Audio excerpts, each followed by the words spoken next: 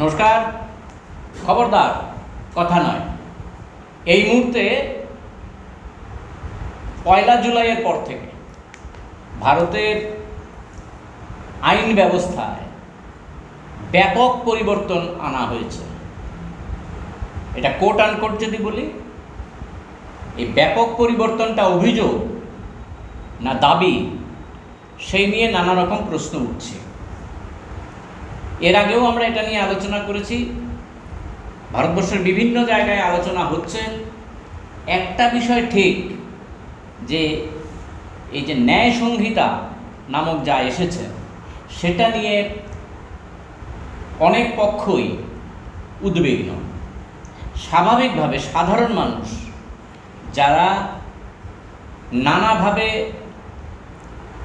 আদালতের ওপর নির্ভরশীল হন বা বিশ্বাস রাখেন, তাদের মনেও কিন্তু নানা প্রশ্ন জেগেছে। আমরা সর্বশেষ যে অনুষ্ঠানটা করেছিলাম এই ন্যায় সংহিতার ওপরে, সেখানেও আমাদের মনেও নানান রকম প্রশ্ন ছিল। সবে মাত্র চালু হয়েছে, বেশ কয়েকটা দিন গেল। তার পরিপ্রেক্ষিতে কেউ কেউ বলছেন যে এই দণ্ডাবলী থেকে ন্যায় সংহিতাতে রূপান্তর একটা অসাধারণ পদক্ষেপ। আমি জানি না এই অসাধারণ, হঠাৎ করে ঐতিহাসিক থেকে অসাধারণ শব্দ ব্যবহার, এটা কোন ধরনের পরিবর্তন আনছে আমি জানি না। এতকাল তো খালি ঐতিহাসিক শুনে শুনে এসেছিলাম, এখন হঠাৎ করে অসাধারণ। এই যে বিষয়গুলি আসছে আমাদের মনে, নানা রকম প্রশ্ন তুলে দিয়েছে। আমরা অনেকের কথাই শুনেছি, আপনারাও শুনেছেন। আমরা আজকে আমন্ত্রণ জানিয়েছি, সেদিনও বলেছিলাম যে আরও কথা বলতে আপনাকে আমরা আমন্ত্রণ জানাবো। উনি রাজিও হয়েছেন। রাজ্যের বিশিষ্ট আইনজীবী শ্রী পুরুষোত্তম রায় বর্মন আমার বাঁ দিকে বসেছেন। পুরুষোত্তম রায় সেদিন শেষ করেছিলেন আপনি, যে পুরনো বোতলে নতুন মদ বা নতুন বোতলে পুরনো মদ, এই ধরনের একটা মন্তব্য আপনি করেছিলেন। আমি বলেছিলাম নতুন বোতলে পুরনো মদ, কিন্তু আরো বিষাক্ত পুরনো মদকে আরো বিষাক্ত করে নতুন বোতলে পরিবেশন করা হয়েছে। এই তিনটি আইন সম্পর্কে আমার সুনির্দিষ্ট বক্তব্য ওই দিনেই বলেছিলাম। এখনো আমি সেই বক্তব্যে স্থির আছি। এই জায়গায় দাঁড়িয়ে এই যে নতুন যে ন্যায় সংহিতা, এই ন্যায়টা কার জন্য? এক কথায় বলতে গেলে এই নতুন আইনে প্রথমত আমাদের আগে ছিল ইন্ডিয়ান পিনাল কোড, এখন হচ্ছে ভারতীয় ন্যায় সংহিতা। আগে ছিল ক্রিমিনাল প্রসিডিউর কোড 1973, এখন সেটা হচ্ছে ভারতীয় নাগরিক সুরক্ষা সংহিতা। পূর্বে ছিল ইন্ডিয়ান এভিডেন্স অ্যাক্ট, এটা হয়েছে এখন ভারতীয় সাক্ষ্য অধিনিয়ম। এই তিনটি নতুন আইন আমরা এক একটা করে আলোচনা করবো। আপনি ন্যায়ের কথা বললেন, এই তিনটি আইনে কিন্তু নাগরিকদের সুরক্ষার প্রশ্ন, নাগরিক অধিকার সুরক্ষা এবং নাগরিকদের বিচার পাওয়ার ক্ষেত্রে কোনো ন্যায় এই তিনটি আইন দেয়নি, বরং নাগরিকদের নাগরিক অধিকারকে অনেক বেশি সংকুচিত করা হয়েছে। এটা আমাদের পর্যবেক্ষণ। এবং ফৌজদারি আইনের অত্যন্ত গুরুত্ব আছে, কারণ আমরা জানি আমাদের সংবিধান আমাদের দেশের প্রত্যেক নাগরিককে সংবিধানের 21 ধারায় জীবনের অধিকার এবং স্বাধীনতার অধিকার দিয়েছে, right to life and liberty. এবং no person can be deprived of right to life and liberty except by procedure established by law. অর্থাৎ কোনো ব্যক্তিকে আমার স্বাধীনতা আছে, এখন যদি আমাকে কারাদণ্ডে দণ্ডিত করা হয় কোনো অপরাধের জন্য, আমার স্বাধীনতা খর্বিত হবে। তো আমাকে কারাদণ্ডে দণ্ডিত করা যাবে তখনই যখন আইন দ্বারা, বিধি দ্বারা স্থাপিত কোনো ব্যবস্থায় মাধ্যমে আমার দোষ কিংবা অপরাধ প্রমাণিত হবে, তখনই আমার নাগরিক অধিকার খর্ব করা যাবে। কিংবা এমনকি আমার রাইট টু লাইফ, আমার জীবনের অধিকারও কেড়ে নেওয়া যাবে যদি আমি কোনো অপরাধ করি, এমন একটা অপরাধ করলাম যে অপরাধের সাজা মৃত্যুদণ্ড, এবং বিধি দ্বারা প্রতিষ্ঠিত ব্যবস্থার মাধ্যমে আমার বিরুদ্ধে অভিযোগ প্রমাণিত হলো। তাই নাগরিকদের জীবন এবং স্বাধীনতার অধিকারের প্রশ্নে ফৌজদারি আইন এবং ফৌজদারি বিচার ব্যবস্থার অত্যন্ত গুরুত্বপূর্ণ ভূমিকা আছে। কারণ যদি যে আইন দ্বারা আমার বিরুদ্ধে অপরাধ প্রমাণ করা হবে, সেই আইন যদি ন্যায়সঙ্গত না হয়, সেই আইনে যদি নাগরিকদের অধিকার সুরক্ষিত না হয়, তাহলে কিন্তু বিপদ হয়ে যাবে। এবং সেক্ষেত্রে নাগরিকদের জীবনের অধিকার এবং স্বাধীনতার অধিকার ব্যাপকভাবে বিঘ্নিত হবে, আক্রান্ত হবে। এবং এইটাই হওয়ার বিলক্ষণ সম্ভাবনা, সুযোগ এই নতুন আইনগুলোতে আছে। বিশেষত ভারতীয় ন্যায় সংহিতায় আছে এবং আমাদের ভারতীয় নাগরিক সুরক্ষা সংহিতাতেও এই বিষয়গুলো আছে। সেই কারণেই আমরা বলছি যে এই নাগরিক সুরক্ষা সংহিতায় নাগরিকদের সুরক্ষা বাদে অন্য সব কিছুই আছে। আচ্ছা। এবং আমি কেন প্রথমত আমি এক একটা বিষয় করে বলবো। প্রথমত ধরুন এই ভারতীয় ন্যায় সংহিতার ক্ষেত্রে এমন কতগুলো অপরাধের তালিকা করা হয়েছে যে অপরাধগুলো নির্দিষ্টভাবে সংজ্ঞায়িত করা হয়নি। এবং সবচেয়ে যেটা বিপজ্জনক দিক, এই ন্যায় সংহিতা কিংবা ভারতীয় নাগরিক সুরক্ষা সংহিতা এবং সাক্ষ্য অধিনিয়ম, এই তিনটি আইন কিন্তু মূলত একই রয়ে গেছে। মূলত আজকে অনেকে বলছেন যে আমরা ব্রিটিশ আমল আইন পরিবর্তন করলাম, কিন্তু এই তিনটি নতুন আইনকে যদি আমরা পুরনো তিনটি আইনের সাথে তুল্যমূল্য বিচার করে দেখি, তাহলে দেখব পুরনো তিনটি আইনে 80% অবিকৃতভাবে রেখে দেওয়া হয়েছে। এখন সাজানো গোছানো হেরফের করা হয়েছে, সেকশনের নাম্বার পাল্টানো হয়েছে, রিপ্যাকেজিং করা হয়েছে, কিন্তু পুরনো তিনটি আইনের 80 থেকে 90% নতুন তিনটি আইনে অবিকৃতভাবে রাখা হয়েছে। এটা হলো একটা দিক। আরেকটা দিক হলো কোথায় পরিবর্তন করা হয়েছে। তাহলে একটা প্রশ্ন আপনি আমাকে করতে পারেন, যদি পুরনো তিনটি আইনই 80% 90% অবিকৃত থেকে যায়, তাহলে বিরোধিতা করছেন না। বিরোধিতা করছি কারণ যেই 10% 20% পরিবর্তন করা হয়, সেই পরিবর্তনে ভয়ঙ্কর পরিবর্তন। সেই পরিবর্তনের ফলে নাগরিকদের অধিকার আক্রান্ত হবে, কথা বলার অধিকার, মত প্রকাশ করার অধিকার এবং বিচার পাওয়ার ক্ষেত্রে অন্তরায় তৈরি হবে, বিশাল রকম অন্তরায় তৈরি হবে। সেই কারণে আমাদের আপত্তিটা প্রথমত আপনার ধরুন এই ইন্ডিয়ান পিনাল কোডে যেটা ছিল না, সন্ত্রাসবাদ সম্পর্কিত অপরাধ, এগুলোর জন্য আলাদা আইন আছে, POTA prevention of terrorist act, কিংবা টাকা হাওলায় পাচার করা, money laundering, prevention of money laundering act আছে। এবং মহারাষ্ট্রে বিভিন্ন রাজ্যে MCOCA Maharashtra control of organised crime act আছে। এগুলো হলো স্পেশাল অ্যাক্ট, বিশেষ ধরনের অপরাধের ক্ষেত্রে এগুলো রচনা করা হয়েছে। এখন হচ্ছে এই ভারতীয় ন্যায় সংহিতাতে এই পোটো উপা এবং আনলফুল অ্যাক্টিভিটিস প্রিভেনশন অ্যাক্ট, এই যে 4টা কালা কানুন, এই 4টা কালো কানুনের থেকে বিভিন্ন ধারা এনে তুলে ধরা হয়েছে। এখন কি হচ্ছে, এখন সন্ত্রাসবাদের অভিযোগে, সন্ত্রাসবাদী কার্যকলাপে যুক্ত থাকার অভিযোগে ভারতীয় ন্যায় সংহিতামূলক বিচার করা যাবে। এখন বেআইনি কার্যকলাপে যুক্ত থাকার অভিযোগে আপনি উপা প্রয়োগ না করেও ভারতীয় ন্যায় সংহিতা প্রয়োগ করে আমাকে আটক করতে পারবেন, আমাকে হেনস্থা করতে পারবেন। এমনকি মক্কো অ্যাক্টের অনেকগুলো প্রভিশন এখানে তুলে ধরা হয়েছে। এটা হচ্ছে একটা বিপজ্জনক দিক। তার ফলে কি হচ্ছে, এই অপরাধের ক্ষেত্রে নতুন অপরাধ যুক্ত করা হয়েছে। এখন কথা হলো ইন্ডিয়ান পেনাল কোডে এখন এই যে আমার বিরুদ্ধে, যেটা আগে ইন্ডিয়ান পেনাল কোডেরকে সন্ত্রাসবাদ সম্পর্কিত অপরাধ ছিল না, যদি কারোর বিরুদ্ধে সন্ত্রাসবাদে যুক্ত থাকার অভিযোগ উঠতো তাহলে তাদেরকে পোটা আইনে বিচার করা হতো। এখন কিন্তু আমাকে ভারতীয় ন্যায় সংহিতা বিচার করা যাবে। এখন আমার বিরুদ্ধে বিচারটা কোথাও হবে, ভারতীয় ন্যায় সংহিতামূলক হবে নাকি অন্য আইনমূলক হবে, সেটাকে ঠিক করে সুপারিনটেন্ডেন্ট লেভেলের অফিসার ঠিক করবে। সেক্ষেত্রে আমাকে একজন নাগরিককে হেনস্থা করার একদম লাইসেন্স তুলে দেওয়া হলো, একটা অভিযোগ করে দিলেই হলো যে সন্ত্রাসবাদী কার্যকলাপে যুক্ত, তাহলে আমাকে এই অভিযোগের দায়ভার বহন করে যেতে হবে পুলিশের কাছে। এটা একটা দিক। এবং অপরাধের কোনো নির্দিষ্ট সংজ্ঞা নেই। অপরাধের সংজ্ঞা করা হয়েছে, সংজ্ঞাগুলো এমনভাবে করা হয়েছে যে কোনো অপরাধকে তালিকাভুক্ত করা যায়। যেমন একটা উদাহরণ দিয়েছে 124A, যেটা আগে ছিল সেডিশন। ব্রিটিশ আমলে আমাদের ভারতীয় দণ্ডবিধিতে রাজদ্রোহকে অপরাধ করা হয়েছিল। Who will creates ill will or affection towards government established by law, অর্থাৎ বিধি দ্বারা স্থাপিত সরকারের প্রতি যে ইল উইল মানে অসদ্ভাব কিংবা ক্ষোভ তৈরি করবে, সেই রাজদ্রোহ করলো। এটা কেন করা হয়েছিল আমরা জানি।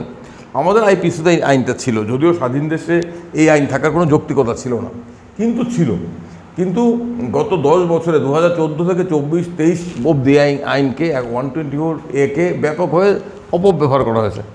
তার বিরুদ্ধে সুপ্রিম কোর্টে মামলা হয়েছে। সুপ্রিম কোর্ট 124 কে আপাতত বাতিল করেনি, বিবেচনাধীন, এর প্রয়োগে আপাতত স্থগিতাদেশ জারি করেছে। সাধারণত কোনো আইনের বিরুদ্ধে চ্যালেঞ্জ করে মামলা করা হলে সুপ্রিম কোর্ট সাধারণত স্থগিতাদেশ দেয় না, যতক্ষণ অবধি না সুপ্রিম কোর্ট আইনটাকে বাতিল না করছে ততক্ষণ অবধি আইনের বিরুদ্ধে স্থগিতাদেশ সুপ্রিম কোর্ট দেয় না। কিন্তু 124A হচ্ছে একটা কলোনিয়াল রেলিক, এবং এটাকে ব্যবহার করা হচ্ছে আমাদের দেশে বাক স্বাধীনতা, মত প্রকাশের অধিকারকে কণ্ঠরোধ করার জন্য। তার জন্য সুপ্রিম কোর্ট স্টে অর্ডার দিয়েছে। এখন কিন্তু এই আইনে 124 রাজদ্রোহ কথাটা ব্যবহার না করে পেছনের দরজা দিয়ে রাজদ্রোহকে আরও ভয়ঙ্কর আকারে অপরাধ হিসেবে দেখানো হয়েছে। এবং যে কোনো কথা বললে এবং right two free speech and expression, যেটা আমাদের সংবিধানের মৌলিক অধিকার, তার উপর কিন্তু ব্যাপক আক্রমণ এই আইনে করা হয়েছে, একটা অপরাধ হিসেবে দেখানো হয়েছে। এবং যে কোনো অ্যাক্টিভিটিস ইউনিটি ইন্টিগ্রিটির এগেনস্টে যদি আমার কোনো কার্যকলাপ হয় সেটাও অপরাধ, রাষ্ট্রীয় অপরাধ, তো সবাই করে দিতে পারে। এখন আমি একটা বক্তৃতা করলাম, আমি বললাম যে আজকে মণিপুরে যা হচ্ছে সেটা ভয়ঙ্কর পরিস্থিতি। এখন কোনো একজন পুলিশ অফিসারের মনে হলো এই আমার এই বক্তব্যের ফলে দেশের ঐক্য সংহতি বিপন্ন হবে, তাহলে আমার বিরুদ্ধে মামলা চলবে, আমাকে আদালতে যেতে হবে, এই প্রসেসের মধ্যে যেতে হবে। তো নতুন আইনে যেটা করা হচ্ছে, এই নাগরিক অধিকার, বাক স্বাধীনতা, মত প্রকাশ করার অধিকার, এমনকি অনশন করাও এক অপরাধ বলে চিহ্নিত হয়ে যাবে। এই কারণে এখানে এত আপত্তি, আমাদের প্রচণ্ড আপত্তি আমরা করছি। এটা করা হয়েছে উদ্দেশ্য একটাই, অত্যন্ত বদমতলব নিয়ে, বদ উদ্দেশ্য নিয়ে, গণতান্ত্রিক আন্দোলনকে রোখার জন্য, কণ্ঠরোধ করার জন্য। তাহলে ব্রিটিশ আমলে বলা হতো তাদের কিছু কিছু কালো আইন কণ্ঠরোধ করার চেষ্টা হচ্ছে। সেক্ষেত্রে কি আপনিও বলতে চাইছেন যে এখনও যে আইনগুলি এলো? আমি তো বলবো, প্রথমত এই তিনটি আইনের, এই নতুন তিনটি আইন চালু করার কোনো প্রয়োজন ছিল না। পূর্বতন আইনগুলোকেই আরও যুগোপযোগী করা যেত, আরও গণতান্ত্রিক ইতিবাচক পরিবর্তন কিংবা সংশোধন করে করা যেত। এটা না করে কেন নতুন তিনটি আইন কেন হলো? আর এতে তো সারা দেশে একটা বিরাট জটিলতা সৃষ্টি হবে। ধরুন এতদিন ধরে, গত 150-200 বছর ধরে সমগ্র ভারত উপমহাদেশে আম আদমি থেকে শুরু করে সবাই জানে 302 মানে মার্ডার, 420 মানে আপনার জালিয়াতি, 368 মানে কিডন্যাপিং, এটা সবাই জানে, সাধারণ মানুষও জানে। এখন তো আইনটাকে একই রাখা হয়েছে, সেকশনগুলো পাল্টে দেওয়া হয়েছে। আর আমাদের মতো বহুভাষী দেশে কেন এই তিনটি আইনের নতুন নামাকরণ হিন্দিতে করা হলো, কেন ইংরেজি নামাকরণ পাল্টে দেওয়া হলো, এটা তো প্রশ্ন আছে। কেন এই ব্যাপক পরিবর্তন করা হলো, তিনটি নতুন আইন আনা হলো, এত ঢাকঢোল পিটিয়ে জটিলতা তৈরি করা হলো। এর ফলে নানাবিধ জটিলতা তৈরি হবে। এর ফলে যেটা হবে, মানুষের দুর্ভোগ, হয়রানি, ভোগান্তি আরও বাড়বে।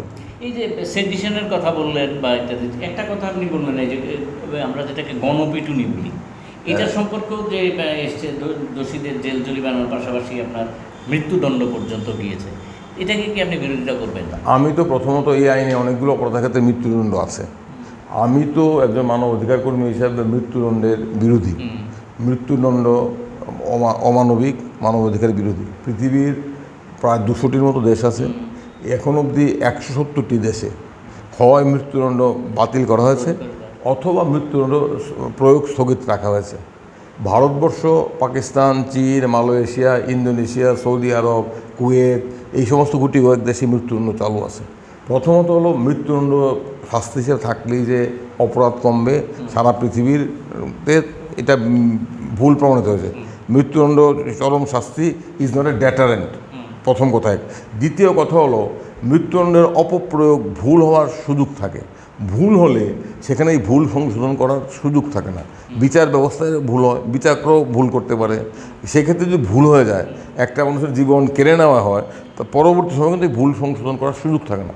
সেই কারণে মৃত্যুদণ্ডটা কোনো মতেই শাস্তি হিসেবে কাম্য নয়। আরেকটা প্রশ্ন হচ্ছে, আরেকটা বিষয় হচ্ছে, সারা পৃথিবীতে দেখা গেছে মৃত্যুদণ্ড হচ্ছে, মৃত্যুদণ্ডের ক্লাস বায়াসনেস থাকে। মৃত্যুদণ্ড সবসময় প্রযুক্ত হয় গরিবদের উপর, দলিতদের উপর, আদিবাসীদের উপর, তফসিলি জাতিদের উপর, একদম নিম্নবর্ণের প্রান্তিক মানুষদের উপর, কালো মানুষদের উপর, সারা পৃথিবীতেই দেখা গেছে। আমাদের দেশেও, আমি এর আগেও বলেছিলাম, আমাদের প্রাক্তন প্রধান উপরাষ্ট্রপতি এপিজে আব্দুল কালাম, উনি যখন প্রেসিডেন্ট ছিলেন, তখন উনি মৃত্যুদণ্ড যারা পেয়েছেন, যারা মৃত্যুদণ্ড রদের জন্য রাষ্ট্রপতির কাছে মার্জনা ভিক্ষা করে আবেদন করেছেন, তাদের বিষয়গুলো নিয়ে একটি গবেষণা করিয়েছিলেন টাটা ইনস্টিটিউট অফ সোশ্যাল সায়েন্সকে দিয়ে। সেখানে গবেষণার ফলাফল দেখে, গবেষণার রিপোর্ট পেয়ে এপিজে আব্দুল কালাম স্তম্ভিত হয়ে গিয়েছিলেন। তিনি বলেছিলেন পরবর্তী সময়, আফটার রিটায়ারমেন্ট, হিন্দু পত্রিকার সাক্ষাৎকারে, যে মৃত্যুদণ্ড হচ্ছে এন্টি পুয়ার, এবং এন্টি পুয়ার, এবং সেই কারণে আমি মৃত্যুদণ্ড কোনোদিন প্রয়োগ করিনি। কারণ আমি দেখেছি, আমার গবেষণায় দেখে যারা মৃত্যুদণ্ড পেয়েছে সবাই গরিব, যাদের ভালো উকিল নিযুক্ত করার সুযোগ নেই, যারা নিজেদের আত্মপক্ষ সমর্থন করতে পারে না, তারাই মৃত্যুদণ্ডের সাজা ভোগ করে। সেই কারণে আমি মৃত্যুদণ্ডের বিরুদ্ধে। এবং এই যে আমাদের আইপিসি ধরুন বা এই বর্তমান যে সংহিতা এলো, এই আইন আদালতের ব্যাপারটা টোটালটাই কি অ্যান্টি পিওর না? ব্যবস্থাটা তো গরিবদের বিরুদ্ধে। আমাদের দেশে এখনও বিচারের দরজা সাধারণ মানুষের জন্য উন্মুক্ত নয়। বিচারালয়ে প্রবেশ করতে সাধারণ মানুষের কাঠখড় পোড়াতে হয়, আর সমস্ত ব্যবস্থাটা শুরু থেকে শেষ অবধি সাধারণ মানুষদের বিরুদ্ধে। এটা বাস্তব সত্য। এর বিরুদ্ধে বিচার পাওয়া, আদালতের দরজায় পৌঁছা, বিচার নিশ্চিত করা খুব কঠিন কাজ। ন্যায় সংহিতাতে ন্যায়টা কোথায়? ন্যায় সংহিতায় নেই। ন্যায় সংহিতায় ন্যায় অর্জন করতে গেলে সাধারণ মানুষের লড়াই করতে হয়। অন্যায়টাকেই এস্টাবলিশ করার চেষ্টা। প্রথমত তো যদি বলতে হয়, আমাদের দেশে আইনগুলো কারা রচনা করে? আইনগুলোর উদ্দেশ্য কি? স্থিতাবস্থাকে বজায় রাখা। এর মধ্যেও মানুষের চাপে, আন্দোলনের চাপে আইনের অনেক পরিবর্তন হয়। এখন এই আইনগুলোও তো ব্রিটিশ আইন রচনা করেছিল আমাদের দেশকে শাসন করার জন্য। আইন শৃঙ্খলা সংস্থা, সমস্ত অপরাধী আইন শৃঙ্খলার বিষয়, কিন্তু কোনো সমস্ত অপরাধ আইন শৃঙ্খলা নয়। অপরাধের একটা আর্থসামাজিক ভিত্তি থাকে, সেটা তারা দেখেনি। আমাদের দেশে আইপিসির ক্ষেত্রে একই বিষয় প্রযোজ্য। জনগণকে ল অ্যান্ড অর্ডার হিসেবে দেখে, subject of law and order, কিন্তু প্রত্যেকটা অপরাধেরই আর্থসামাজিক প্রোফাইল থাকে। আমি যদি অপরাধের উৎসে না যাই, আর্থসামাজিক উৎসে গিয়ে যদি আরোগ্য না দিতে পারি, তাহলে তো অপরাধ কমানো যাবে না। শুধু আইন শৃঙ্খলা দিয়ে, পুলিশিং দিয়ে অপরাধ হয় না, অপরাধের কমানো যায় না। কিন্তু এই দৃষ্টিভঙ্গিটা আমাদের নেই। আইপিসি যে কারণে আমরা রেখেছিলাম, এখনও এই শাসকরা বিজেপি আরএসএস একই দৃষ্টিভঙ্গি দ্বারা পরিচালিত হয়ে এই নতুন আইনগুলো করেছেন। এটা খুব সন্তর্পণে একটা বিষয় চলে যাচ্ছে, আমি ওই জায়গাটায় পরে আসছি, সেটা দিয়েই শেষ করব। তার আগে বলছি, এই যে আপনার জিরো এফআইআর যে জায়গাটা রাখা হচ্ছে, এটা তো আমাদের সাধারণ দৃষ্টিভঙ্গিতে মনে হচ্ছে যে এটা খুব দারুণ জিনিস, যে কোনো জায়গা থেকে এফআইআর করা যাবে, জিরো এফআইআর করা যাবে। তারপর আর একটা কি এফআইআর জানি করা যাবে? Internet FIR, electronic FIR. এই কমিউনিটি সার্ভিস, যেটা জাজমেন্টের ক্ষেত্রে কমিউনিটি সার্ভিসের ব্যাপারটা, দেখতে তো দুর্দান্ত। এইগুলো তো বিরোধিতা করছি, কারণ আমি বলছি কেন করছি। এগুলো তো মুখরোচক কথা। জিরো এফআইআর শুনতে খুব ভালো, যে কোনো থানা এফআইআর গ্রহণ করে, খুব সুন্দর। তারপরে আপনার ইমেলে এফআইআর, আরও সুন্দর। এখন এফআইআরটা হবে কি না, কেন হবে না? এখন তো এফআইআরই হবে না, কেন হবে না এই বলছি আমি। আগে কি ছিল? আমাদের ফৌজদারি কার্যবিধি সিআরপিসিতে ছিল 154 ধারায় যে কোনো ধর্তব্যযোগ্য অপরাধ, কগনাইজেবল অফেন্স। কোনগুলো কগনাইজেবল অফেন্স? খুন, জখম, ধর্ষণ, এগুলো কগনাইজেবল অফেন্স। ডাকাতি, এগুলো কগনাইজেবল অফেন্স। কগনাইজেবল অফেন্সের ক্ষেত্রে যদি কোনো কগনাইজেবল অফেন্সের সংবাদ কেউ থানায় দেয়, লিখিত হবে তো মৌখিকভাবে, তখন থানার কর্তব্যরত অফিসারের দায়িত্ব হচ্ছে এফআইআর গ্রহণ করা। He must register FIR if he receives information about commission of cognizable offence. অর্থাৎ আমাদের সিআরপিসিতে এত বিরোধী ছিল, যদি আপনি কোনো ধর্তব্যযোগ্য অপরাধের খবর লিখিতভাবে অথবা মৌখিকভাবে থানাকে অবহিত করেন, তার থানার দায়িত্ব হয় তাৎক্ষণিকভাবে এফআইআর গ্রহণ করা। এটা তো শুনতে খুব ভালো, আইনের নির্দেশ। এবং সুপ্রিম কোর্টও উত্তরপ্রদেশ সরকার বনাম লতিকা কুমারী মামলায় বেশ কিছু বছর পূর্বে স্পষ্টভাবে বলেছে, যদি কোনো ধর্তব্যযোগ্য অপরাধের খবর থানায় আসে, থানার দায়িত্ব হচ্ছে তাৎক্ষণিক এফআইআর গ্রহণ করা, মাস্ট, তদন্ত পরে। তারপর আমরা জানি আমাদের দেশে সাধারণ মানুষের এফআইআর দায়ের করতে পায়ের ঘাম মাথায় ফেলতে হয়, জুতোর শুকতলা ক্ষয়ে যায়, এফআইআর নেয় না, হয় না। এখন কি হচ্ছে? এখন এফআইআর গ্রহণটা বাধ্যতামূলক নয়। আপনি জিরো এফআইআর পাঠালেন, ইমেলে এফআইআর পাঠালেন, এফআইআর তো হবে না। কেন হবে না?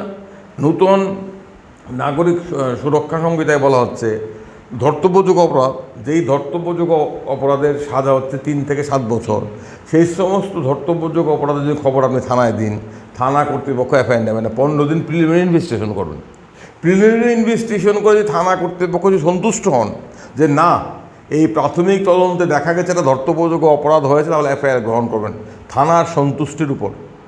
আমরা জানি আমাদের দেশে থানাগুলো কিসের ভিত্তিতে সন্তুষ্ট হয়, এবং এর ফলে কী হবে? সাধারণ মানুষ, মহিলা, সংখ্যালঘু, দলিত, আদিবাসী, রিক্সা শ্রমিক, গরিব মানুষ, নিম্নবিত্ত মানুষ, তারা কোনো এফআইআর কোনো দিন করতে পারবে না। ধরুন একটা অ্যাক্সিডেন্ট হলো, অ্যাক্সিডেন্ট হয়ে একজন বড় গাড়ির মালিক আপনাকে ধাক্কা দিয়ে হাড়গোড় ভেঙে পালিয়ে গেল, আপনি এফআইআর করলেন, থানা 15 দিন এটাকে নিয়ে ভাসবে, ভেজে তারপরে বলবেন না আমি তো প্রাথমিকভাবে সন্তুষ্ট হইনি, এফআইআর হলো না। ইন দ্য মিনটাইম গাড়িওয়ালা পৌঁছে যাবে, ইন দ্য মিনটাইম গাড়িগুলো পৌঁছে যাবে। এখন তো এফআইআরই হবে না, এখন তো এফআইআর করার আরও ভয়ঙ্কর করে দিল। আরেকটা কথাই বলছি, এতদিন কী ছিল, এতদিন ছিল ধরুন এফআইআর নিল না আমাকে, অনেক শতকরা ম্যাজিস্ট্রেটের কাছে চলে যাবে। 90% ক্ষেত্রে সাধারণ মানুষ এফআইআর থানা গ্রহণ করে, তীব্রতা করে না। এটা 18 আগেও করতো না, 18 পরে আরও ভয়ঙ্কর অবস্থা হয় সারা দেশে, সুপ্রিম কোর্ট বারবার বলেছে। এখন কি হবে, এখন কি ছিল, একটা প্যারালাল সিস্টেম ছিল। একটা হলো থানায় আপনি এফআইআর করলেন, থানা যদি এফআইআর না করে আপনি আদালতে এলেন, আদালতে এসে নালিশ রুজু করলেন, রুজু করে আপনি আসামির বিরুদ্ধে মামলা দায়ের করলেন, একই কিন্তু। এবং যদি ধরুন আপনি থানায় গেলে পুলিশ অফিসার আপনাকে মারলো রাস্তার মধ্যে, পুলিশ তো যতই আইন থাকুক, যতই স্বরাষ্ট্রমন্ত্রী বলুক, যতই মুখরোচক কথা হোক, পুলিশ অফিসারের বিরুদ্ধে থানায় এফআইআর নেবে না। তখন আপনি কী করবেন, পুরনো আইনে আপনি আদালতে চলে এলেন, আদালতে এসে 190টা কমপ্লেন করলেন যে আমার বিরুদ্ধে এই মিস্টার এক্স আমাকে মেরেছে। তখন আদালত কী করবে, আদালত আপনার কমপ্লেনটা গ্রহণ করে তাৎক্ষণিক আপনাকে বিরুদ্ধে মামলা নিল না, আপনাকে বলবো আপনি সাক্ষী সাবুত নিয়ে আসুন। আপনি যে সাক্ষী দিলেন আরও 2 জন সাক্ষী সাবুত নিয়ে গেলেন, নিয়ে আপনার এভিডেন্স বিফোর ইস্যুইং সমন কোর্ট নিয়ে কোর্ট দেখলো স্যাটিসফাইড হলো না, offence has been disclosed, commission of offence has been disclose. তখন পুলিশ থানা কী করবে, আর কোর্ট কী করবে, আসামির বিরুদ্ধে নোটিশ জারি করবে, সমন জারি করবে। তখন বিচার প্রক্রিয়া শুরু হয়ে গেল। অর্থাৎ থানা আপনাকে বিচার দিল না, আপনি আদালতে দাঁড়িয়ে নালিশ রুজু করে সমান্তরাল বিচার প্রক্রিয়া শুরু করলেন। যদি এই বিচার প্রক্রিয়ায় আপনি প্রমাণ করতে পারেন আপনাকে মেরেছে, আসামির সাজা হবে। এখন কি হয়েছে, এখন পুলিশকে এবং অন্যদের সুযোগ দেওয়ার জন্য এখন আগে ছিল ম্যাজিস্ট্রেটের স্যাটিসফ্যাকশন, এখন ম্যাজিস্ট্রেট স্যাটিসফ্যাকশন হবে না। এখন কি হবে, আপনি তো কোনো পুলিশ অফিসার আপনাকে মারলো, আপনি গেলেন থানা, আদালত কি করবে, আদালত এখন নির্দেশ দেওয়া হয়েছে, আদালত আপনার কমপ্লেনের কগনাইজেন্স নেওয়ার পূর্বে ওই উক্ত পুলিশ অফিসারকে নোটিশ করতে, তার বক্তব্য শুনতে হবে। এখন পুলিশ অফিসারের বিরুদ্ধে একজন সাধারণ রিক্সা শ্রমিক থানা কোর্টে গেল, রিক্সা শ্রমিক নালিশ করলো, কৌশিক কিংবা সমর্জিত কিংবা অন্যান্য শ্রমিক বান্ধব লয়ার মামলা করে দিল, পয়সা না নিয়েই করলো। তারপরে তো কোর্ট তো স্যাটিসফাইড হলে নিতে পারবে না, কোর্ট কী করবে, ওই পুলিশ অফিসারকে আনবে, পুলিশ অফিসার 10 জন লয়ার নিয়ে যাবেন, গিয়ে কমপ্লেনে আপত্তি করবে, সেই আপত্তির বিচার হবে, হিয়ারিং হবে 1 মাস 6 মাস। ম্যাজিস্ট্রেট বুঝলেন যারা পুলিশ অফিসার মেরেছে, রায় দিলেন যে না মামলা গ্রহণ করবো, তখন পুলিশ অফিসার চলে যাবেন হাইকোর্ট, দরকার হলে সুপ্রিম কোর্টে যাবেন। তো এখন এফআইআরই হবে না, এখন তো মানুষের বিচার পাওয়ার রাস্তাটা বন্ধ করে দেওয়া হয়েছে। এখানেই তো আপত্তি, এই সমস্ত ফালতু কথা বলে তো আসল সত্যকে লুকোনো যাবে না। আর ইয়েটার কথা বলছিলেন যে পানিশমেন্ট, যেটা বলছেন যে কমিউনিটি সার্ভিস পানিশমেন্ট, আরে কমিউনিটি আগে তো আমার এফআইআরটা লস হতে হবে। ত্রিপুরা হাইকোর্টে বোধহয় একটা বোধহয় হয়েও গেছে। এইগুলো মুখরোচক 2-1টা দৃষ্টান্ত দিয়ে তো চিরে ভিজবে না। চিরা যদি ভিজাতে হয় তাহলে আমার এফআইআর গ্রহণ করতে হবে, তদন্ত করতে হবে, আমি তো এফআইআরই লস করতে পারবো না। আগে কি ছিল, আগে ছিল পাবলিক সার্ভেন্টের বিরুদ্ধে, আমরা পুলিশ যেটা বললাম, পাবলিক সার্ভেন্টের বিরুদ্ধে কোনোদিন কোনো মামলা থানা নেয় না। এই যে শৈলেশ যাদবের বিরুদ্ধে এত বড় অভিযোগ, থানাকে এফআইআর নেয়নি তো আমাকে কোর্টে যেতে হবে। এখন তো কোর্ট এফআইআর নিতে পারবে না, আগে শুনতে হবে তাকে। এখন তো আমাকে আমার কমপ্লেনের স্কোপটাকে আরও লিমিটেড করে দিচ্ছে, কোনো কমপ্লেনই হবে না, কোনো এফআইআরই হবে না। এখন মানুষ কোথায় যাবে, এতদিন তো কোর্ট এফআইআর না নিলে, থানা এফআইআর না নিলে আমরা কোর্টে যেতাম। কোর্ট বলতো, অনেক ক্ষেত্রেই কোর্ট বলতো যে under section 154 you are under legal duty to register FIR, you register FIR then you investigate. এখন তো কোর্ট এটাও বলতে পারবে না, কারণ এখন তো কোর্টের এটা বলার ক্ষেত্রে বাধা হয়ে দাঁড়াবে, কারণ আইন বলেছে on the satisfaction of the police officer if is prima facie satisfied then only FIR can be register. এখন এফআইআর সংখ্যা কমিয়ে দিল, বিচারের রাস্তা নেই, এফআইআরই হবে না। কাস্টডিতে নেওয়ার ব্যাপারটা যেটা এসছে, 15 দিন পর্যন্ত এখন রাখা যেতে পারতো, এখন সেটাকে প্রায় 90 দিন করে দেওয়া হয়েছে। It is an serious infringement on personal liberty. আগে কী ছিল, আমাদের সংবিধানে আছে 22 ধারায় যে যদি কাউকে গ্রেপ্তার করা হয়, তাহলে পুলিশ যদি কাউকে আটক করে তাহলে 24 ঘন্টার মধ্যে নিকটবর্তী ম্যাজিস্ট্রেটের নিকট তাকে হাজির করতে হবে এবং আটকের কারণ সমস্ত ম্যাজিস্ট্রেটের কাছে রাখতে হবে, যাতে ম্যাজিস্ট্রেট সবগুলো খতিয়ে দেখে তার আটক যুক্তিযুক্ত কিনা, এবং পুলিশকে তার ফার্দার ডিটেনশনের জন্য প্রেয়ার করতে হবে। ম্যাজিস্ট্রেট যদি মনে করে আটক বেআইনি, তৎক্ষণাৎ জামিন দিয়ে দেবে। কিংবা যদি ম্যাজিস্ট্রেট মনে করে না আটকের ক্ষেত্রে কিছু সাক্ষ্য সাবুত আছে, পুলিশ দরখাস্ত করেছে, সেক্ষেত্রে ম্যাজিস্ট্রেট আসামিকে 15 দিনের জন্য পুলিশ হাজতে অথবা পুলিশ হাজত অথবা জেল হাজতে পাঠাতে পারে। আগে কি ছিল 15 ডেজ, পুলিশ রিমান্ড 15 ডেজ, হ্যাঁ, এবং সেটা প্রথম 15 দিনে। পুলিশ হাজত একটা ভয়ঙ্কর জায়গা। আমাদের পৃথিবীর অনেক দেশেই পুলিশ হাজতের ব্যবস্থা নেই, আমাদের দেশে পুলিশ হাজত আছে। পুলিশ হাজতে বলা হয় তদন্তের জন্য আসামিকে জিজ্ঞাসাবাদ করার জন্য পুলিশ হাজত দরকার, তার কাস্টোডিয়াল ইন্টারোগেশন দরকার। কাস্টোডিয়াল ইন্টারোগেশনের নামে শতকরা 90% ক্ষেত্রে কাস্টোডিয়াল টর্চার হয়। It is an open secret, everybody knows it. এবং কাস্টোডিয়াল ভায়োলেন্স আমাদের দেশে একটি প্রামাণ্য ঘটনা। এবং এতদিন অবধি ছিল কি প্রথম 15 দিন এর মধ্যে পুলিশ তাকে কাস্টডি দিতে পারে। সেই কারণে আইনজীবীরা, আসামিরা সবসময় কাস্টডি যাতে এড়ানো যায়। কেন কাস্টডি এড়ানো যায়? কাস্টডিতে নিলেই শারীরিক মানসিক অত্যাচার নিপীড়ন হবেই। কাস্টডিটা ইনহিউম্যান সিস্টেম। এখানে আপনার 10 ফুট বা 12 ফুট বর্গফুট এলাকায় এখানে তার পাতকৃত করতে হবে, সেখানে তার প্রাকৃতিক কাজ করতে হবে, সব কিছু করতে হবে, অস্বাস্থ্যকর পরিবেশ, যাতে কাস্টডি এড়ানো যায় প্রথম 15 দিন। এখন তো পরবর্তী 15 দিনের পরও তাকে কাস্টডি নেওয়া যাবে। আগে কি ছিল প্রথম 15 দিনের মধ্যে কাস্টডি নিতে, এবং 15 দিনের বেশি পুলিশ কাস্টডি কোনোভাবেই হতে পারে না, অ্যাট এ স্ট্রেস অথবা স্ট্যাগারিং। এখন কি হচ্ছে, এখন এই নূতন সংশোধন করে এই কাস্টডি 40 দিন হতে 60 দিন হতে, এবং অ্যাট এনি স্টেজ হতে পারে। তাহলে পুলিশ কাস্টডির পরিমাণ বাড়িয়ে দেওয়া হলো। আগে কিন্তু স্পষ্ট ছিল যে কোনোভাবেই police custody not more than 15 days, এটা স্পেসিফিক ছিল। এখন নতুন আইনে ওই ধারা থেকে not more then other then police কাস্টডিটা বাদ দিয়ে দেওয়া হয়েছে। পুলিশ কাস্টডি থেকে ভিডিওগ্রাফিটা ম্যান্ডেটরি করা হয়েছে এখন। শুনুন, পুলিশ কাস্টডিতে ভিডিওগ্রাফি আমরাও ম্যান্ডেটরি, আমাদের সুপ্রিম কোর্টের নির্দেশে আজকে না, 5 বছর আগে আমি বলছি, 5 বছর আগে সুপ্রিম কোর্ট জনস্বার্থ মামলায় বলেছিল প্রত্যেকটি থানাকে আন্ডার ভিডিও সার্ভিলেন্স রাখতে হবে, পুলিশ কাস্টডিও ভিডিও সার্ভিলেন্স রাখতে হবে।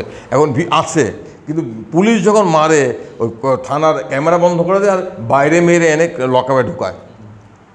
পুলিশ যখন মারে তখন ওই বের করে নিয়ে বাইরে মারে, আর তখন ওই ভিডিও লিঙ্কেজ থাকে না। কাস্টোডিয়াল ডেথের কি সম্ভাবনা বাড়ে? কাস্টোডিয়াল সাথে সম্ভাবনা বাড়লো তো। আর আরেকটা কথা, কাস্টোডিয়াল ডেথের ক্ষেত্রে আগে কী ছিল, যে কোনো কাস্টোডিয়াল ডেথ হলে ম্যাজিস্ট্রিয়াল এনকোয়ারি না জুডিশিয়াল এনকোয়ারি ব্যবস্থা ছিল। কারণ ম্যাজিস্ট্রিয়াল এনকোয়ারি 2 রকম হয়। দেখবেন কোনো একটা ঘটনা ঘটলেই আমাদের মন্ত্রিসভা কিংবা সরকার বাহাদুর করলে ডোন্ট ওরি, আমরা ম্যাজিস্ট্রিয়াল এনকোয়ারি করবো, সমস্ত কিছু তদন্ত হবে, তদন্ত মতো আমরা ব্যবস্থা করবো। ম্যাজিস্ট্রিয়াল এনকোয়ারি কারা করে? ম্যাজিস্ট্রিয়াল এনকোয়ারি SDM, DCMরা, ডিএমরা ম্যাজিস্ট্রিয়াল এনকোয়ারি করে, কারণ আমাদের CRPCতে তাদেরকে ম্যাজিস্ট্রিয়াল পাওয়ার আছে। তারা যখন ম্যাজিস্ট্রিয়াল এনকোয়ারি করে, শতকরা 99% ক্ষেত্রেই তারা সরকারের কথাই বলে, কারণ তারা হলো হিজ মাস্টার ভয়েস। তারা কাস্টোডিয়াল ডেথকে কাস্টোডিয়াল সুইসাইড বানাতে, they know how to make a custodial death into a custodial case of custodial suicide. সেই কারণে ম্যাজিস্ট্রেট এনকোয়ারিতে আদালত বিশ্বাস করে না। সুপ্রিম কোর্টের নির্দেশে আমাদের CRPC সংশোধন করে কাস্টোডিয়াল ডেথের ক্ষেত্রে জুডিশিয়াল এনকোয়ারি ব্যবস্থা করা হয়েছিল। যে কোনো কাস্টোডিয়াল ডেথ হলে জুডিশিয়াল এনকোয়ারি হবে। এখন এই সরকারি জুডিশিয়াল এনকোয়ারি তুলে দিয়েছে। দ্যাট মিনস কাস্টোডিয়াল ডেথকে চাপা দেওয়ার জন্য একটা নতুন অস্ত্র এই আইনে যুক্ত করা হয়েছে। এই কারণে এই আইন নাগরিক অধিকার, মানুষের অধিকারের প্রশ্নে এই আইনটা ভয়ঙ্কর আক্রমণ। তারা এই প্রশ্নের জবাব দিক না। আইন সচিব যেখানে সাংবাদিক সম্মেলন করলো, আমরা যে আইনগুলো বিরোধিতা করছি, কেন কোন যুক্তিতে কাস্টোডিয়াল ডেথের ক্ষেত্রে শুধুমাত্র ম্যাজিস্ট্রিয়াল এনকোয়ারি করা হলো, কেন জুডিশিয়াল এনকোয়ারি অমিট করা হলো? উদ্দেশ্য কী? উদ্দেশ্য হচ্ছে টু পারপিচুয়েট কাস্টোডিয়াল ভায়োলেন্স। হাজত হিংসাকে চিরস্থায়ী রূপ দেওয়ার জন্যই, একটা ব্ল্যাঙ্কেট কভার দেওয়ার জন্য আপনার কাস্টোডিয়াল ডেথের ক্ষেত্রে ম্যাজিস্ট্রিয়াল এনকোয়ারি। ম্যাজিস্ট্রিয়াল এনকোয়ারি কী হবে? কোন ম্যাজিস্ট্রেটের মেরুদণ্ড আছে? শতকরা 99% ম্যাজিস্ট্রেটের মেরুদণ্ড নেই, তারা সরকারের কথা বলতে বাধ্য। এটা আমরা জানি তো।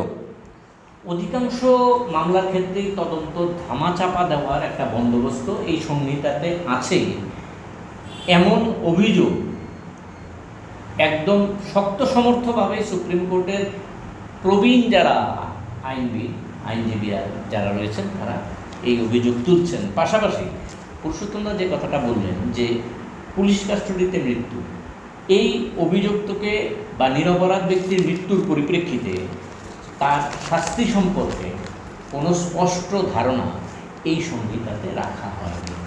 শাস্তির সুযোগই রাখা হয়নি জুডিশিয়াল এনকোয়ারি তুলে দিয়ে। পরিস্থিতিটা কোন জায়গায় আপনারা বুঝুন। তারপরেও বলা হচ্ছে যে কলোনিয়াল যে ল তা থেকে আমরা সরে এসেছি। 4 বছর নাকি বিভিন্ন জায়গায় আলোচনা হয়েছে, আমরা শুনিনি। কে কে এই আলোচনায় ছিলেন আমরা জানি না। আর একটা কথা বলবে, ল কমিশনের বলে দাবি এটা। এখন ল কমিশন নিয়ে কোনো আলোচনা হয়নি। এর আগে যখন 1973 যখন সিআরপিসি এই যে কলোনিয়াল ল বলছে, কলোনিয়াল ল কিন্তু গত 150 বছরে it has আন্ডারগন so many changes. প্রথমত আমরা আমাদের ভারতীয় ফৌজদারি কার্যবিধি 1973 সনে ব্যাপক পরিবর্তন করা হয়েছে, অনেক অনেক অদল বদল করেছে। এখন যেটা বলছে আর একটা কথা কি বলছে, মুখরোচক কথাবার্তা কি আপনার ফরেন্সিক এভিডেন্স, হ্যাঁ, সিন অফ ক্রাইমে ফরেন্সিক এক্সপার্ট চলে যাবে, এগুলো তো কথার কথা। ফরেন্সিক এভিডেন্স আগেও ছিল, আগেও তো আপনার হ্যান্ডরাইটিং এক্সপার্ট, এটা ফরেন্সিক এভিডেন্স না? হ্যান্ডরাইটিং এক্সপার্ট, হ্যান্ডরাইটিং এখন ভয়েস স্যাম্পল, ফরেন্সিক এভিডেন্স, এটা নতুন হয়েছে। আমাদের যে ফরেন্সিক ল্যাবরেটরি আছে, কতজন ফরেন্সিক সায়েন্টিস্ট আছে যারা সিন অফ ক্রাইমে যাবেন, এটা আগেও ছিল, নতুন কি হচ্ছে? আরেকটা কথা, কত বছর আমাদের স্বরাষ্ট্রমন্ত্রী বলেন যে খুব দ্রুত বিচার হবে, এগুলো তো আরও বিচার প্রক্রিয়ার উপর প্রচণ্ড চাপ বাড়বে। দ্রুত বিচার হবে আইনের নির্দেশ আমাদের ইন্ডিয়ান হিন্দু ম্যারেজ অ্যাক্টে কিংবা যে কোনো ডিভোর্স আইনে আছে 6 মাসের মধ্যে ম্যাট্রিমোনিয়াল ডিসপিউট মীমাংসা করতে হবে। আমি চ্যালেঞ্জ করে বলছি, শতকরা 90টি ম্যাট্রিমোনিয়াল ডিসপিউটের মামলা নিষ্পত্তি হতে অ্যাভারেজ সারা দেশে 10 বছর লাগে। আমাদের রাজ্যে 2 বছর 3 বছর লাগে, 4 বছর লাগে, কিন্তু অ্যাভারেজ সারা দেশে 10 বছর, কত 20 বছরও লাগে। এই যে এই পরিকাঠামো তো তৈরি হয়নি, কোনোভাবে বিচার প্রক্রিয়া ত্বরান্বিত হবে না, মানুষের দুর্ভোগ বাড়বে। এবং বিগত আইনগুলোতে বিভিন্ন সুপ্রিম কোর্টের রায় কিংবা বিভিন্ন পরিবর্তনের ফলে যতটা নাগরিক সুরক্ষা, নাগরিক অধিকারের যতটা রক্ষা কবচ তৈরি করা হয়েছিল, এই নতুন আইনে ওই রক্ষা কবচগুলো তুলে দেওয়া হয়েছে, বাকি সব ঠিক রাখা হয়েছে।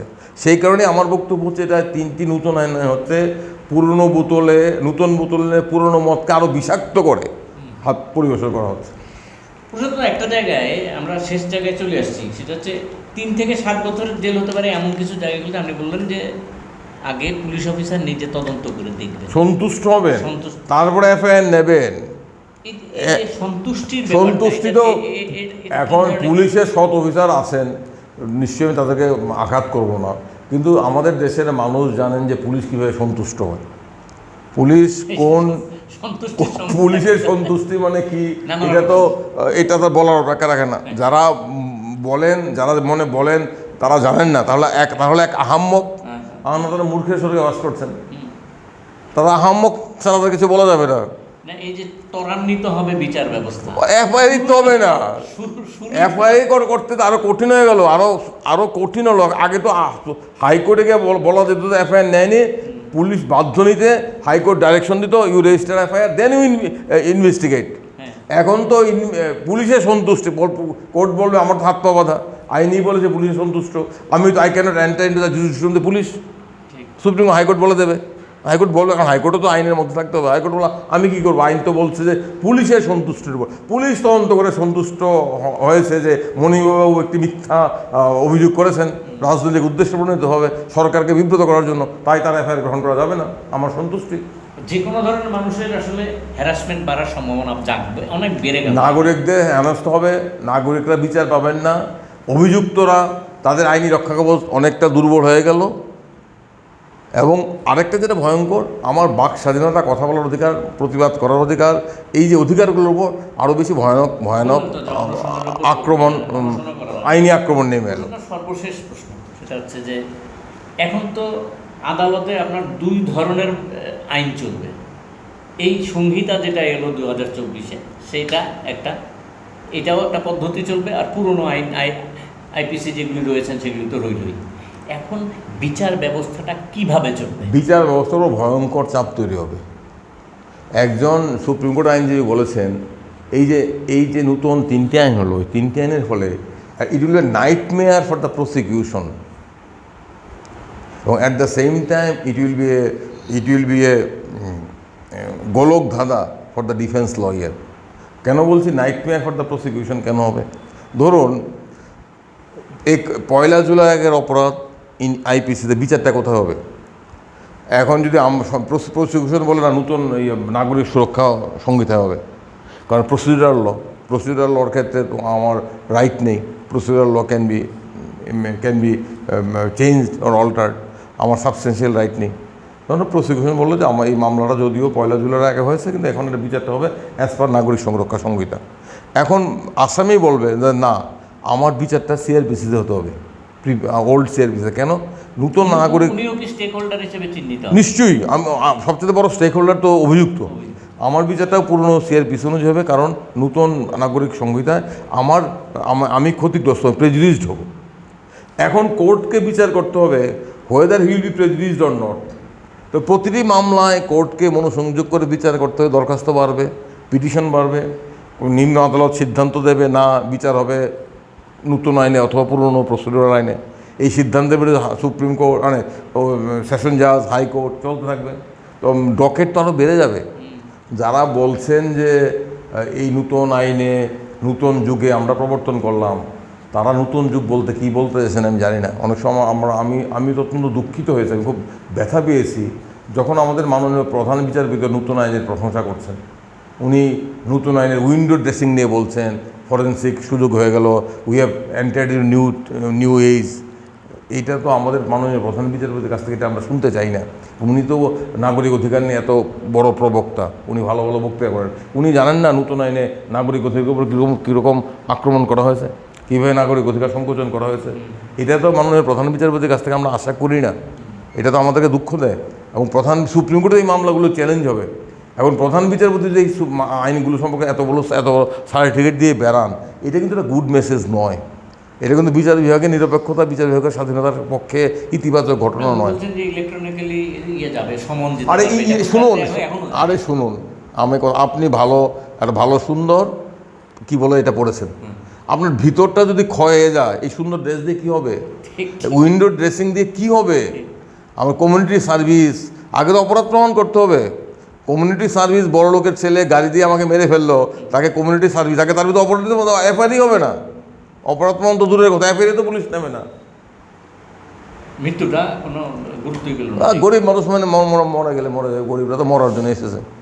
এই জায়গায় দাঁড়িয়ে ফেরত আসার পথ কি? আচ্ছা, আন্দোলন, চাপ, আন্দোলন একটা দিক। আরেকটা হচ্ছে পৃথিবীর আর কোথাও কি দুই ধরনের আইনের ওপর ভিত্তি করে দেশ চলছে না। আমি এই মুহূর্তে সারা পৃথিবী সম্পর্কে বলতে পারবো না, তবে কোনো সভ্য দেশেই পুলিশ কাস্টাডির এরকম বিধান নেই। কোনো সভ্য লিবারেল ডেমোক্রেটিক কান্ট্রিতে, লিবারেল ডেমোক্রেসি যেখানে আছে, যেখানে নাগরিক স্বাধীনতা, নাগরিক অধিকারকে সম্মান করা হয়, শ্রদ্ধা করা হয়, সেই সমস্ত দেশে এইগুলো নেই। আমি পাকিস্তানের সাথে তুলনা করছি না, অন্য দেশে এইগুলো নেই। আর দ্বিতীয়ত হচ্ছে এই পরিস্থিতি পরিবর্তন আইনজীবীদেরও ভূমিকা থাকবে না। আজকে এই আইনগুলোর বিরুদ্ধে আইনজীবীদের যতটা সচেতন হওয়া দরকার ছিল, যতটা রিয়্যাক্ট করা উচিত ছিল, ততটা কিন্তু রিয়াকশন হচ্ছে না। এটা কিন্তু ভালো লক্ষণ নয়। স্বাধীনতার সময়ে, প্রাক স্বাধীনতার পূর্বে আইনজীবীরা বিরাট ভূমিকা নিয়েছিল। স্বাধীনতার জরুরি অবস্থার সময় আইনজীবীরা বিরাট ভূমিকা নিয়েছিল। আজকে এই 3টি আইনের পরিবর্তন করে একটা দানবীয় ব্যবস্থা আমাদের উপর চাপিয়ে দেওয়া হচ্ছে। আইনজীবীদের কাছ থেকে যে ধরনের প্রতিবাদ সারা দেশে হওয়া উচিত ছিল, সেই ধরনের প্রতিবাদ কিন্তু হচ্ছে না। এর কিন্তু মাসুল আইনজীবী হিসেবে আমাদের দিতে হবে। আইনজীবীদের তো ভূমিকা গৌণ হয়ে যাবে। আগামী দিনে এই 3টি আইন যদি দেশে বুলডোজার চালায়, তাহলে কিন্তু আইনজীবীদের ভূমিকা গৌণ হয়ে যাবে। আইনি পেশার সার্থকতা, যৌক্তিকতা অনেকটা কমে যাবে। এটা আইনজীবীরা উপলব্ধি করবেন, একটু সময় নেবে। মানুষের বিক্ষোভ, বিচার প্রার্থীদের বিক্ষোভ, নাগরিকদের বিক্ষোভ, আইনজীবীদের বিক্ষোভ, বিচারকদের বিড়ম্বনা, জটিলতা সব মিলিয়ে পরিস্থিতি তৈরি হবে। আগামী কিছুদিনের মধ্যে এই 3টি আইনকে বাতিল করে এইগুলোকে নতুন করে পর্যালোচনা করার দাবি জোরালো হবে। এটা কি এই যে কেউ কেউ বলছেন যে ন্যায় সংহিতাকে কেউ কেউ বাংলা রূপান্তরিত করে বলছেন দণ্ড সংহিতা, এটা কি ডান্ডা সংহিতা করলে কি অ্যাপ্রোপ্রিয়েট হয়? বলাই যেতে পারে। আমরা সেই দিকেই ঠিক করলাম যে আপাতত এই দণ্ড সংহিতা না ডান্ডা সংহিতাটা পরবর্তী সময় ঠিক হবে, মানুষ ঠিক করবে।